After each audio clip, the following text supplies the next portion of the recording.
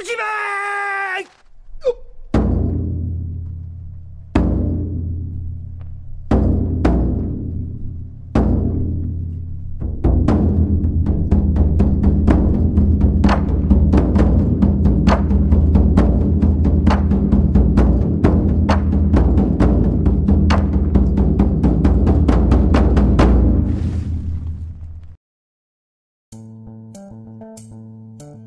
you go back and watch the first vlog that I ever made, I said I don't really know where these vlogs are going or what they're going to turn into.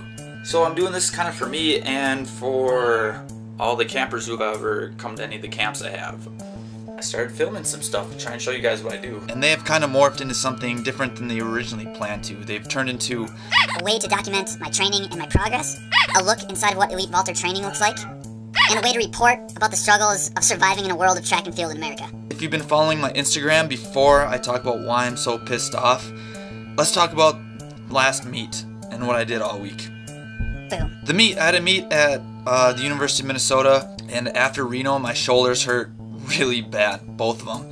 I think just being from a full approach, running that fast, on that big of a pole, that early, kind of stretched and loosened some stuff up that was kind of hurting. So I warmed up terrible. I don't think I swung up one jump. It was just bad. And I was like, maybe I should just stop. Because instead of me attacking the pole, I'm being like, oh, this is gonna hurt, and I stopped. So I waited 2 hours, and then the meet started. So the progression went 5:22, 5:32, 5:42, 5:52, and so on. I made 5:22 on my first attempt, which kind of blew my mind. I'm just happy it worked because warm-ups went so bad. 5:32 on my third, because I was changing poles and grip and all that kind of stuff. 5:42 on my second.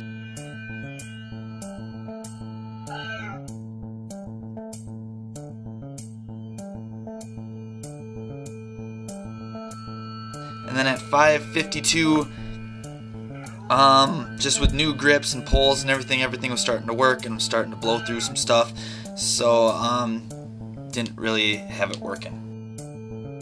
But, for feeling so incredibly crappy, I'm taking it as a good meet.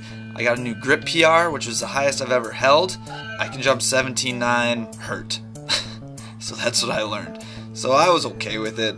But, you know, you're always open for more, and that's the pole vault. So, that was the meet. Nothing special. Gotta look at the progress. That was Saturday, and then Sunday I coached Flight Deck Athletics pole vault camp. And that was awesome. I love coaching, and I still believe that teaching is the ultimate form of learning. And I always learn probably way more than the kids do while I'm coaching. And I got home and realized I need to write my training for the next 3 weeks. And I didn't do it yet. So that's what I did. So spending about 3 hours writing training, I was ready to go for Monday. But that stupid snowstorm came through and decided to close everything, including almost every college in the state of Minnesota and all the high schools, including the one I train at. After a rest week where I didn't really do much, I was looking forward to getting back to training, and I couldn't. And it was frustrating. But you do with what you can, and I moved everything down a day since I'm taking this week off. A pole vault meets. I did my recovery circuit in my room. In my pajamas. Just too lazy to change. That's what I did. So you can get training in even if you don't have much. Because I did, and it worked. So let's talk about why I'm pissed off. Here's my answer. I received a call a couple days ago asking if I was all set up and ready to go for Milrose. I said I hadn't heard anything yet. This individual would go and check out the situation for me. So I was like, alright, cool. Because it's coming up pretty quick. A day later, I got a call back with some very unfortunate news. I had not been entered into the Milrose games, and all the slots have been filled. That was like a kick in the balls. A giant, steel-toed kick in the nuts.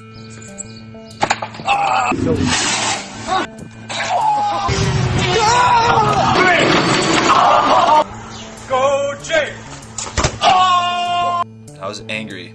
There's too many different sides of the story from too many different people, and it turned into this like drama-filled reality show with bull politics. There's like a lot of talk from all these people telling why it didn't work out. And I don't know what to believe because I don't know what the facts are. All I know is what these people are telling me, and they're all telling me something kind of different. It's frustrating. So here, I'll present the facts because I don't know what to do when people are telling me. Say what this person said, say what this person said, say what this person said. No. I'm just going to tell the facts that would happen to me. 1. When I went to Reno, there were meetings. The first meeting, we got yelled at that we need to perform better. That the Germans and French are better than us, and we need to step up and try harder, and we're not trying hard enough. Fact 1. Fact 2. In these meetings, we were told the top 3 individuals in Reno from the Friday and Saturday meet would get a spot in the Milrose games. Sweet. That's kind of awesome. Fact 3.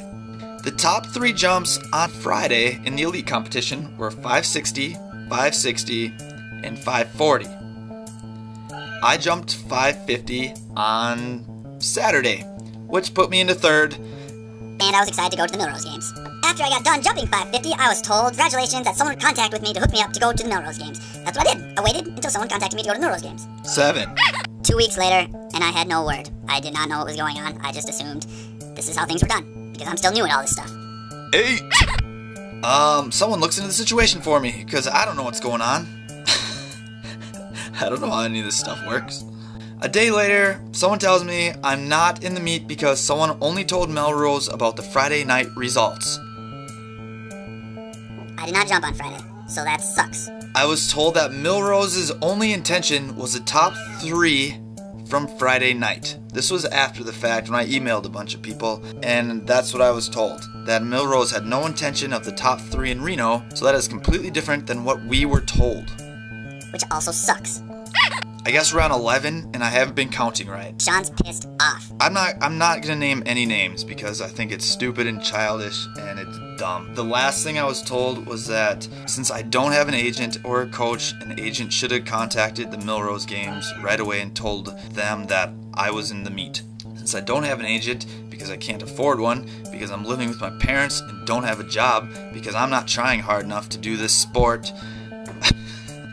Do you see why I'm a little frustrated? That since I'm kind of my own agent, that I need to make that contact if there's prize money on the line or some kind of reward. So that's what I learned from it. It sucks I had to learn it this way, but that's what I could have done differently. But at the same time, I was told a lot of things that weren't real, or maybe they were real, but people were just kind of pulling the rug out from under me. And I don't know what really happened, so I can't say anything. But either way...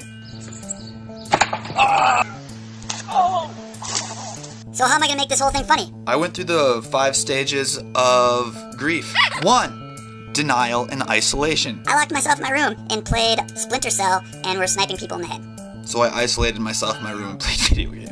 2. Anger. I was so angry I went and did the workout. Instead of being in my pre-comp or competition phase, I just cranked the hell out of the treadmill and ran super fast at an incline I've never ran at before at those speeds. 3. Bargaining. I kept telling myself, if I only jumped a little bit higher, I would have been in the elite competition Friday night, and there wouldn't be an issue here. So I was kind of blaming myself. That was stupid. I am not trying to jump low. I've always tried to jump as high as I can. And what else can I do? I don't know what else I can possibly do because I have learned how to write my own training. I moved back home. I changed coaches. I don't have an agent. I'm trying to figure stuff out on my own. If there was a class about how to be an agent, I'd probably take that stupid class too. Step 4. Depression. I kind of pushed everyone away, started canceling plans I had. So, I'm sorry, Carrie. I canceled plans with you last night, and I feel like a jerk today about it. I guess I was in step 4 of the grief stages. I don't know if that's a good excuse, but... And finally, step 5, acceptance.